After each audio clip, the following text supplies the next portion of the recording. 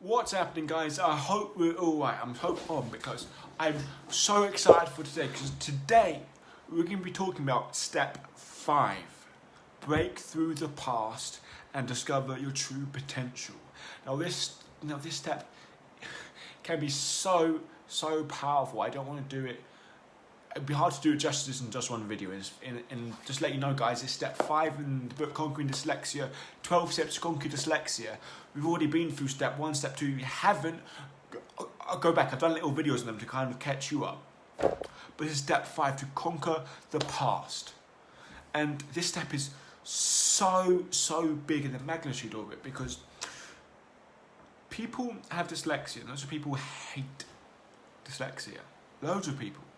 Loads of people think dyslexia is ruining their life. Loads of people think dyslexia is a curse. But what it actually is they're not educated properly on dyslexia. They don't know if they've got dyslexia or not. Like, for example, they might be person with dyslexic difficulties, but they don't know what dyslexia is. They've heard about it, think it's just this stupid thing that means you're stupid, it means you can't read, or it's just a disability. And as you know, because you've been following, dyslexia is not a disability, it's an incredible ability. And what today we're going to talk about is how the past is really limiting you now today. And there's this sort of like concept that people believe, and there's this belief that people have. And it's that people believe that the past equals the future. Just because they've done things in the past, meaning they think this will happen in the future. Just because they failed in the past at stuff, or they were this sort of person in the past, or they're not good at this, or they're good at this, or they're this type of person, does not mean this is how they're going to be in the future. Just because people made fun of you in the past does not mean that's how they're going to be in the future. Just because people discriminate against you, pointed fingers, made fun of you, but just because of schooling is a bad environment for you, does not mean this is how it's going to be for the rest of the future. Just because your first 5, 12, 13 years of schooling was absolute hell and torture, guess what? The next 15, 16 years does not have to be like that. But we have this belief saying, okay, because it's happened in the past, it's going to happen in the future.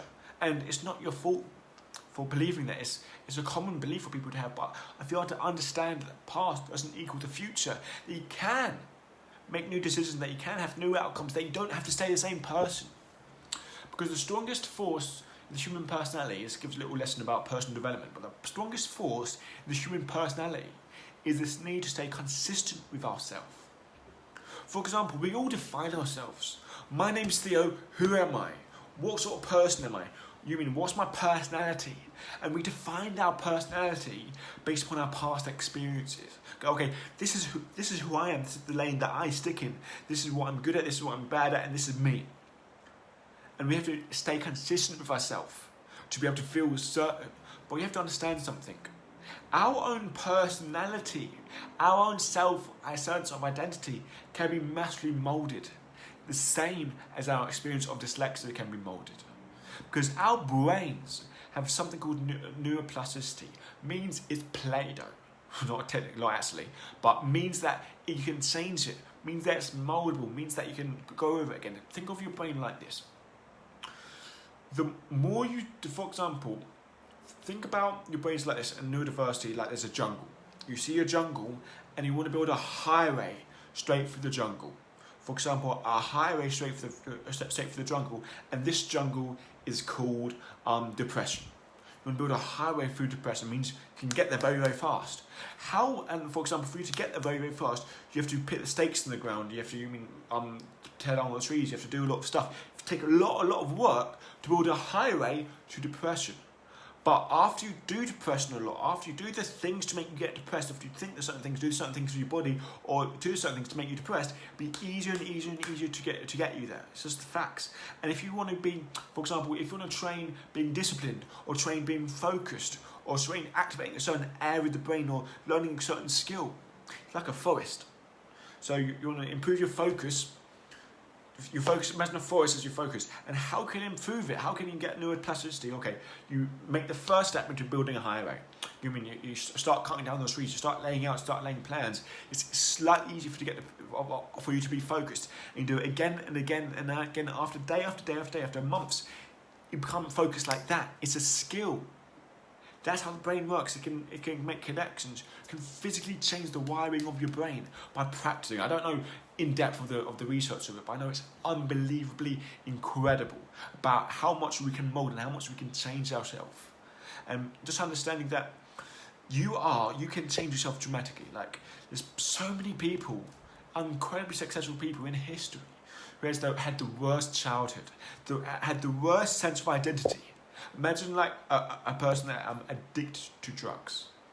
You mean addicted to drugs, didn't know any way out, thought his life's going to end, and then he ends up to be, and then, because they has his own identity of, I'm a person who's addicted to drugs, this is where I am, this is my identity, this is how things is. But then you be able to be the Russell Branson, I think that's his name, of the world, you know what I mean, doing a lot of stuff, because he changed his identity. You always change your identity, because we have these beliefs that be setting upon when we're a kid, and then we grow up to believe those things. I remember I was at my cousin grew up in Russia. My auntie lives there for a while, but I remember one year we went there, me, my brother and my mum. I was really young, but I know we went to this big Russian circus. I remember outside there was this elephant, big, fully grown elephant, and there was a rope around its neck attached to a wooden pole, and the pole was in the ground. And people were like, and then I was scared, like a 6-year-old kid, thinking, that elephant just pull down you mean to take the little wooden thing out of the ground and tear down everything if you wanted to. It's a massive elephant. But what I realised is how they got the elephant to do that is they trained the elephant. They train the elephant when it was a little baby, when they stick this big pole in the ground, the elephant can't move. It fights, it can't move. Till it finally decides, I can't pull this pole out of the ground. And year after year after year, it doesn't try to pull the pole out of the ground. Even though it's a lot stronger, even though it can, it believes it can't. And that's what we are. That's what we are with our dyslexia. That's what we are. Because I believed I couldn't improve my English because of the best help and best support. But yeah, I realised that was a belief. That was a belief in my past. Today is about defying the past experiences we've had, and really realizing we can create a whole new world and a whole new identity. I want to give you a little tool to do this, because it's a spiral. It's a spiral. Like, the brain is a highway. Because there's this sort of like process if you think about it. If like I've learned this thing from Tony Robbins. If you think about, close your eyes and think about 4 squares, and if you think about in the first right-hand corner, there's belief. The first right-hand corner is potential. What is your potential? Now, I would argue that your potential is limitless. Human potential is unbelievable, but what we will do is normally disappointing. Human potential is unbelievable. Think of our potential. And okay, so your potential was limitless. But for example, I believe my potential was I couldn't learn English. Therefore, if I believed I couldn't learn English, how much action would I take? Very little action. If I took very little action, what's the result I would get? Very, very little poor result. With poor result, what do you think I would do to my belief? How do you think I would believe, how do you think I would feel about myself? I would believe that, I told you I was right, I told you I couldn't learn English. And with that belief, that would believe would affect my potential and I take even less action, even get less results, and go in a negative spiral going down. It's all this stuff I talk about in my book. And as well in the positive spiral. If you have positive beliefs about it, for example, if you believe that you are limitless, that you can get a C in English despite all your past, despite your dyslexia, okay, you can do it and you believe it's worth it, what's your action going to be like? You're going to take a massive amount of action. And from your action, from taking massive action, guess what your result is going to be? I passed my English, I massively improved. You have an incredible result because you take massive action. What do you think your belief is going to be? Your belief's like, I told you I could do it. I could tell you I'm this good. And it's a cycle of improving it. And then you end up some cycle like me shouting about dyslexia 24/7. So that's how it works, It's a cycle. And you have to understand that this cycle, what confines it and what's going to be sort of like the defining factor is your belief about your abilities. Your belief about who you are, your identity and your abilities. It's all conjoined, it's all there. And then once you can really decide, saying, okay, I'm going to defy my limitations, what I believe about myself, what I say to myself, and realize the truth. The truth is you are limitless. The truth is, here's the truth. You have no idea what you're capable of. Here's the truth. You've only lived a minute stopic existence of your life.